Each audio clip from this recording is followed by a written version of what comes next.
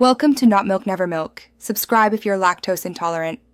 You'll start by confirming essentials, then sign in cleanly.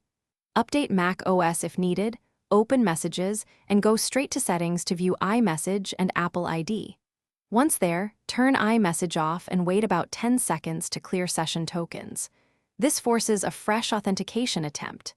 Next, sign back in with your Apple ID credentials and allow time for message syncing to begin. Make sure your Mac is on Wi-Fi and not using a VPN that blocks Apple services. Once signed in, fix lingering sync or preference errors by resetting local files.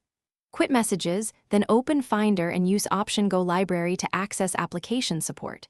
Move Com, Apple, iChat, Plist and the chat database files to your desktop as backups. This clears corrupted settings without permanent loss. Restart Messages so it rebuilds fresh config.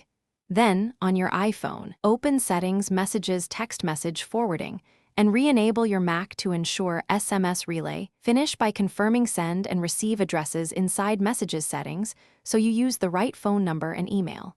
If problems persist, sign out of your Apple ID on all devices and sign back in to refresh device trust.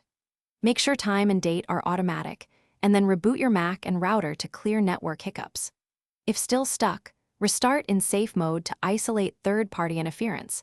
That often reveals extensions or utilities blocking messages. One key tip: test with another Apple ID to determine whether the issue is account-specific.